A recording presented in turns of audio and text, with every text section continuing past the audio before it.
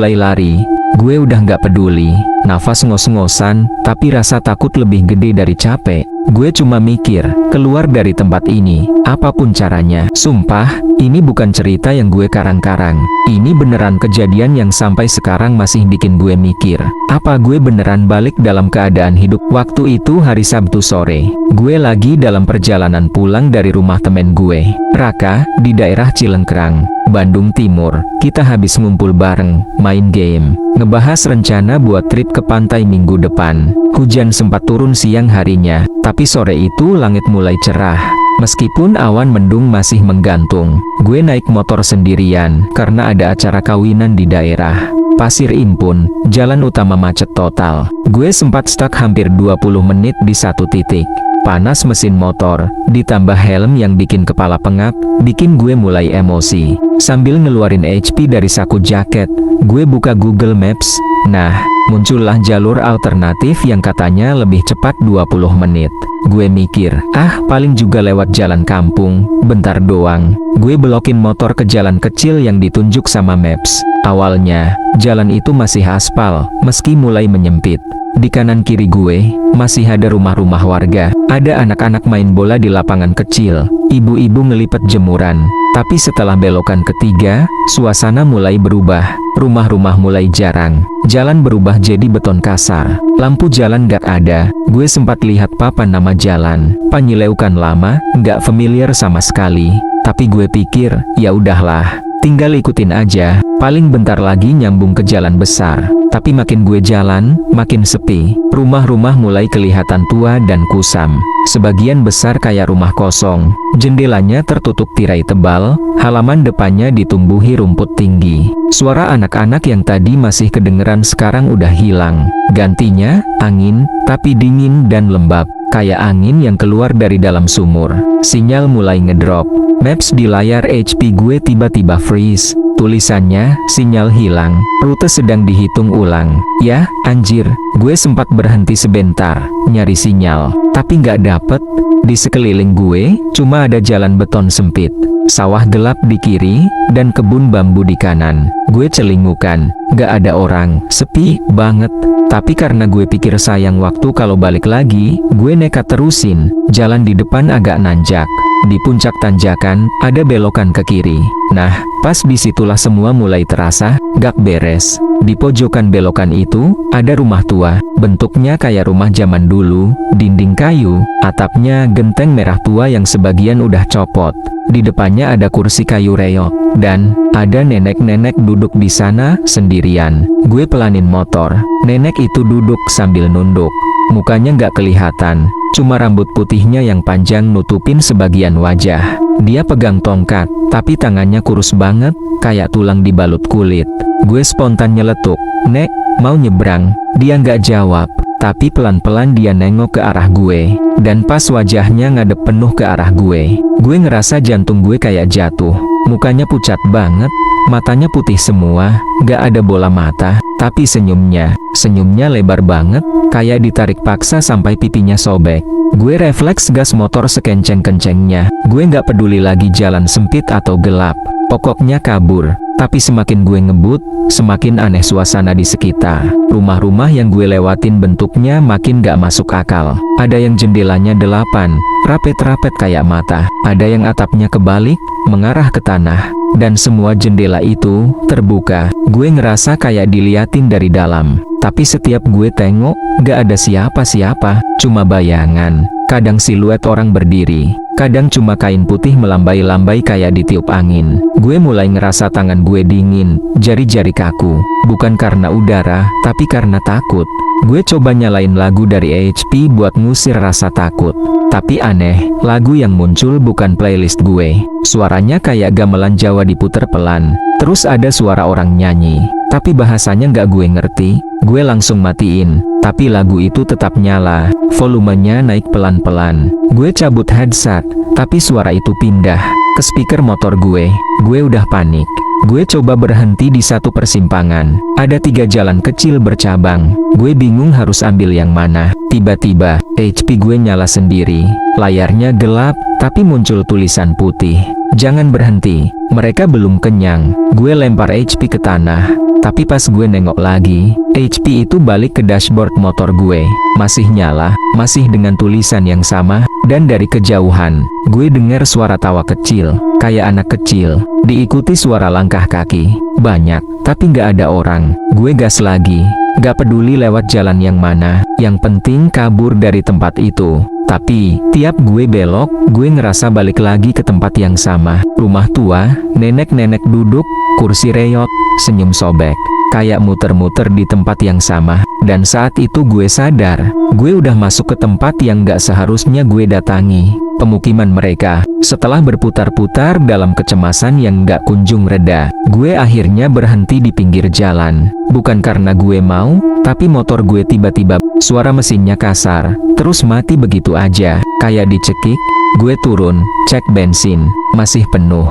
Aki juga baru ganti minggu lalu. Aneh, tapi yang paling bikin bulu kuduk gue berdiri, suasananya makin sunyi, sunyi banget, sampai suara nafas gue sendiri kedengeran jelas. Gue nyoba nyalain motor lagi, gagal. Gue tendang-tendang kickstarter, gak ada reaksi. Anjir, ini apaan sih sebenarnya? Gue mulai jalan kaki, dorong motor, tapi lama-lama kayak berat, padahal gak nanjak.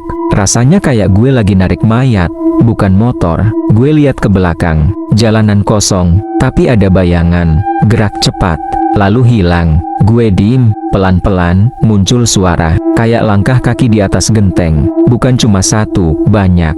Gue mendongak, gak ada siapa-siapa, tapi suara itu tetap ada, dari atap rumah-rumah yang gue lewatin. Gue dorong motor makin cepat, tapi setiap rumah yang gue lewatin, lampunya nyala sendiri satu persatu. Padahal tadi semuanya gelap.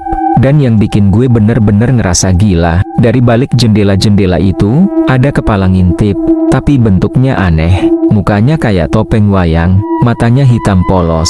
Mereka nggak ngedip, mereka ngeliatin gue. Ada yang senyum, ada yang nangis, ada yang nyengir kayak badut. Semua diem, tapi ngerasa kayak mereka lagi nunggu gue masuk. Di ujung jalan, ada satu rumah yang pintunya kebuka dikit. Dari dalamnya, keluar suara, "Masuklah, kamu udah capek, kan?" Suaranya lembut, tapi bukan suara manusia. Gue mundur, gue nggak tahan lagi. Gue teriak minta tolong, tapi yang muncul bukan manusia. Dan itulah saat gue sadar, belum ada satupun orang di tempat ini. Bahkan mungkin, gak pernah ada manusia hidup di sini sejak lama. Gue mulai lari, ninggalin motor yang entah kenapa rasanya makin berat itu. Gue udah gak peduli, nafas ngos-ngosan, tapi rasa takut lebih gede dari capek. Gue cuma mikir, keluar dari tempat ini, apapun caranya. Tapi jalan di depan gue terus berubah, gak masuk akal. Tadi bentuknya beton kecil, sekarang berubah jadi tanah merah. Di kanan kiri, rumah-rumah yang tadinya berdiri rapi, sekarang berubah jadi semacam pondok reot. Tapi tetap aja, ada yang ngintip dari balik tirai. Gue terus lari, lari tanpa arah, sampai gue nemu persimpangan. Lagi-lagi 3 cabang, tapi kali ini, di salah satu sudut jalan ada sesuatu yang bikin gue berhenti mendadak. Seorang anak kecil, cewek, berdiri membelakangi gue. Dia pakai baju tidur warna putih yang kusam, rambutnya panjang dan berantakan, diam, gak bergerak. Gue pelan-pelan jalan mendekat, niatnya mau nanya arah, tapi pas gue sampai kira-kira 2 meter di belakangnya, dia pelan-pelan muter badan. Dan yang gue lihat, bikin tengkuk gue kayak kesetrum. Mukanya kosong, bener-bener kosong, gak ada mata, gak ada hidung, cuma mulut yang lebar banget, senyum dari pipi ke pipi.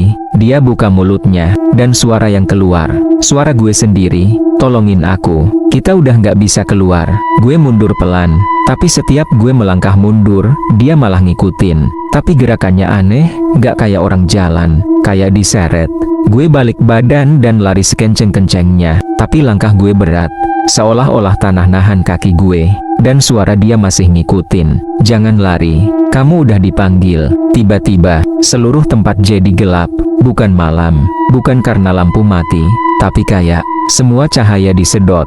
Dan gue ngerasa, di balik kegelapan itu, mereka semua lagi nungguin gue. Gue berdiri di tengah jalan yang udah berubah bentuk jadi kayak lorong panjang penuh kabut.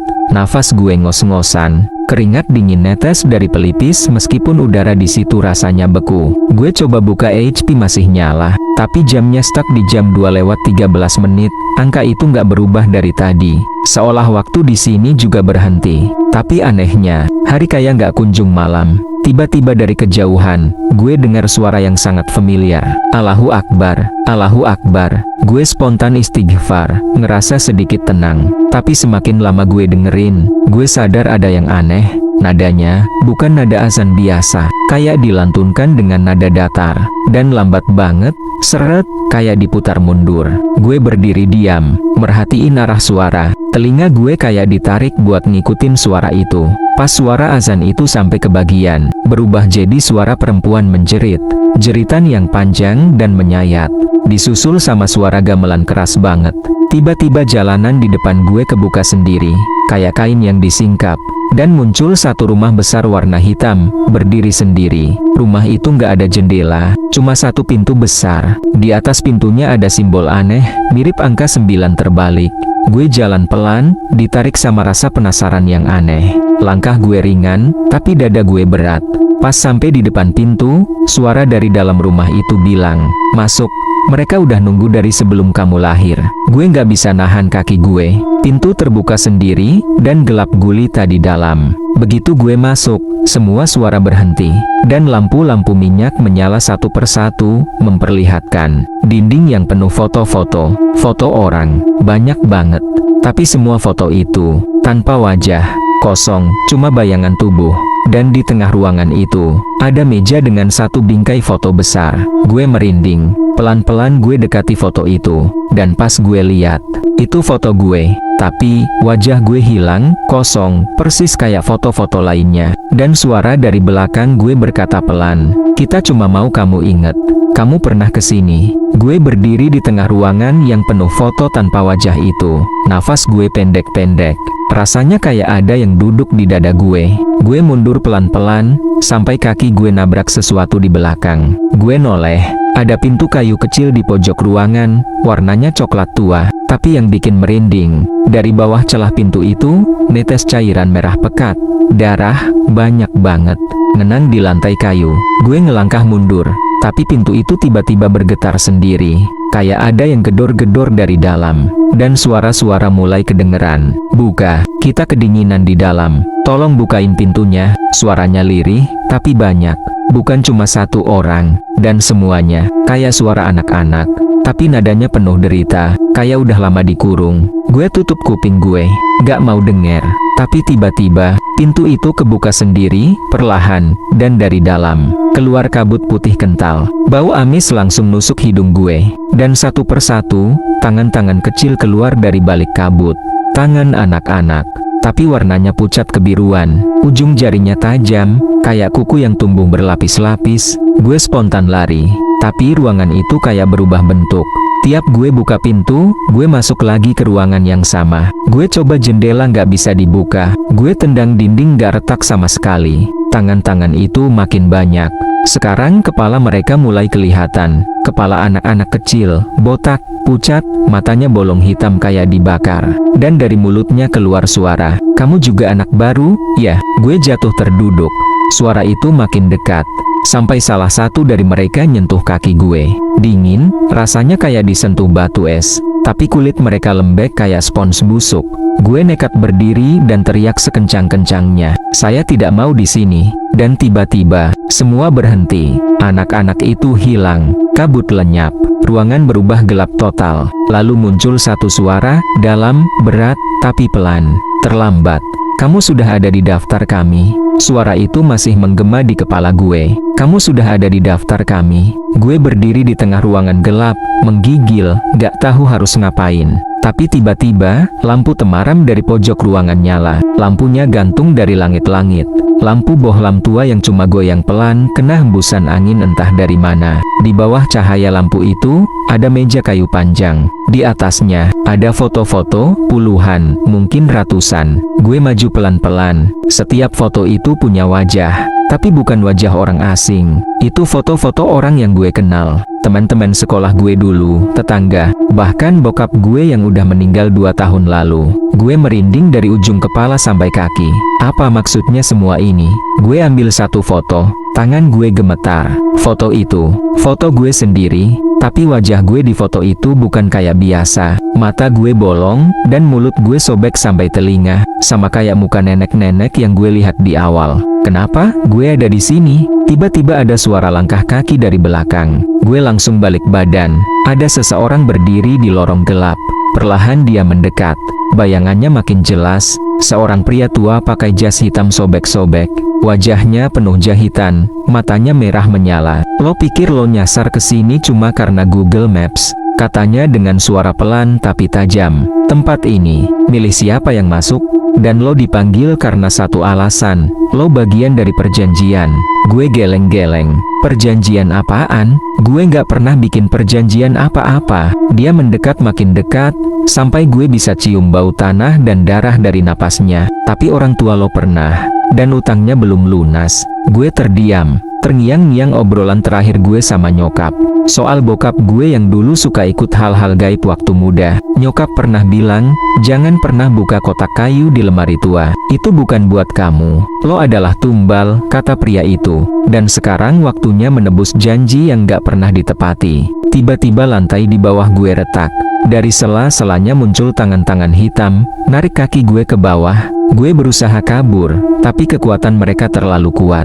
Gue ke bawah jatuh ke lubang gelap, teriak sekencang-kencangnya. Tapi sebelum gue tenggelam, seseorang narik tangan gue dari atas. Suara cewek, panik tapi kuat, bangun, jangan biarin mereka ambil lo. Gue kebangun. Ternyata gue udah ada di dalam kamar kosong, di sebuah rumah yang beda. Cahaya matahari masuk dari celah-celah papan. Cewek itu berdiri di depan gue, umurnya sekitaran 20. Rambut panjang acak-acakan, matanya merah kayak habis nangis semalaman. Nama gue Nisa, katanya, lo beruntung masih bisa sadar.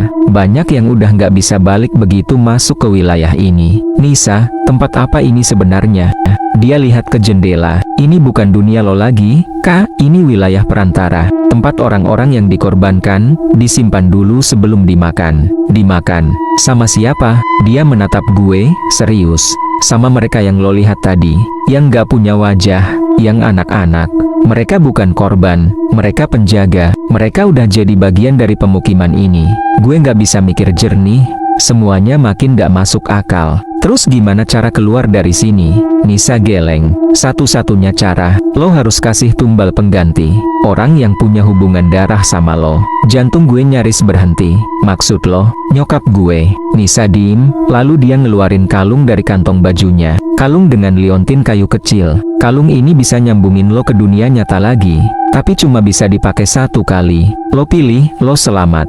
Atau lo biarin semua yang lo sayang tetap aman. Gue cuma bisa bengong. Sementara suara langkah kaki mulai terdengar lagi dari luar rumah. Mereka datang lagi, dan pilihan gue tinggal sedikit. Gue nggak punya banyak waktu buat mikir. Suara langkah kaki dari luar makin banyak, makin berat, dan makin gak manusiawi. Nisa langsung nutup semua jendela dan ngeluarin kantong kain dari bawah lantai. Di dalamnya ada lilin hitam, segumpal rambut, dan cermin kecil yang udah retak. Lo harus pilih sekarang, Kak, Nisa dengan suara gemetar. Kalung ini bisa jadi jalan keluar, tapi harganya, lo udah tahu. Gue ngelihat kalung itu lagi. Liontin kayunya terasa hangat di tangan gue, seolah hidup. Di sisi lain, bayangan nyokap gue muncul jelas di kepala. Beliau yang udah berjuang sendirian sejak bokap gue meninggal. Harus gue korbankan? Gue nggak bisa. Suara gue patah-patah. Tiba-tiba suara dari luar rumah berubah jadi ketukan. Tapi bukan ketukan tangan. Kayak kepala dipukulin ke pintu. Dika, kamu di dalam kan? Suara itu, suara nyokap gue. Jantung gue berhenti sejenak. Nisa langsung panik. Jangan dengerin, itu bukan nyokap lo, itu suara mereka yang nyamar. Dika, ini mama, nak, pulang, ya, pulang. Suara itu bener-bener sama, lengkap dengan nada lembutnya. Gue hampir buka pintu. Jangan, Nisa teriak. Tapi semuanya udah terlambat. Pintu itu kebuka sendiri. Di sana, berdiri sosok yang mirip banget sama nyokap gue. Tapi, matanya kosong, bibirnya sobek dari telinga ke telinga, dan lidahnya panjang menjuntai sampai dada. Itu bukan nyokap gue. Seketika semua lilin di rumah padam. Nisa langsung tarik tangan gue dan lari ke lantai paling bawah. Ternyata di bawah rumah itu ada ruangan rahasia, kayak lorong bawah tanah. Nisa, gimana cara keluar dari sini? Dia ngos-ngosan. Ada satu jalan, tapi lo harus berani ngelawan mereka, bukan lari. Lorong itu dipenuhi coretan di dinding. Semuanya tulisan tangan. Ada yang minta tolong, ada yang nulis doa, ada juga yang cuma kata-kata maafkan aku diulang-ulang. Di ujung lorong, ada satu gerbang kayu besar. Di atasnya ada tulisan aneh, kayak huruf Arab tapi kebalik dan meleleh. Begitu kita masuk, gak ada jalan mundur. Kata Nisa, kalau lo masih mau balik ke dunia nyata, ini satu-satunya kesempatan. Gue nekat, pegang kalung itu erat-erat, lalu dorong pintu gerbangnya. Di dalam, cuma ruang kosong, tapi di tengahnya ada sesuatu. Cermin besar, tinggi hampir 2 meter. Tapi pantulan di cermin itu, bukan kita. Yang terlihat cuma rumah gue, di ruang tamu. Dan nyokap gue lagi duduk sendirian di sofa. Dia lagi manggil-manggil nama gue, nangis. Kalung itu harus lo taruh di tengah lingkaran di depan cermin, kata Nisa. Tapi begitu lo taruh, akan ada yang datang. Gue taruh kalung itu, cahayanya langsung nyala terang, dan tanah bergetar. Dari cermin itu keluar asap hitam, dan perlahan muncul makhluk setengah manusia, setengah bayangan. Matanya banyak, tangannya panjang, bahasa yang gak bisa dimengerti. Nisa berdiri di samping gue, tangannya dingin banget.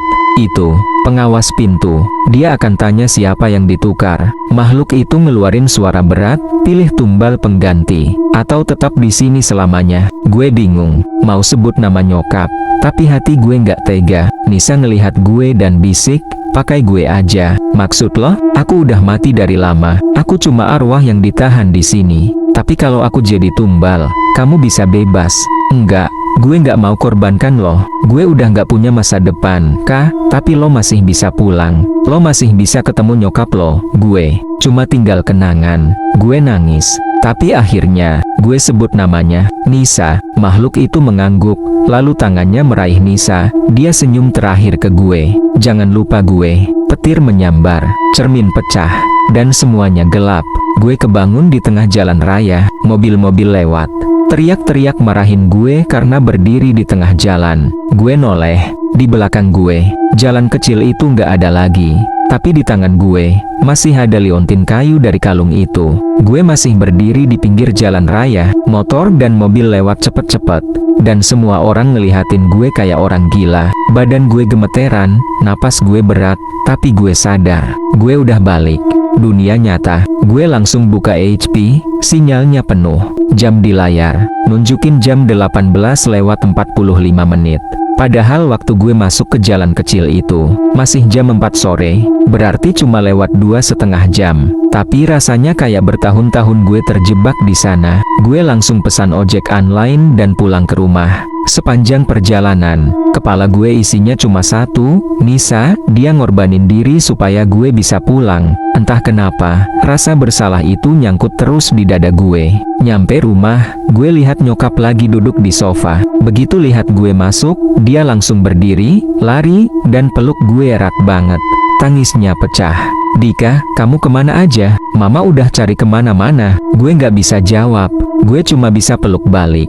Maaf, maafin Dika. Beberapa hari berlalu, dan semuanya kayak kembali normal. Tapi ada satu hal yang terus menghantui gue. Setiap malam, gue mimpiin Nisa. Dia selalu berdiri di ujung kamar gue, senyum tipis.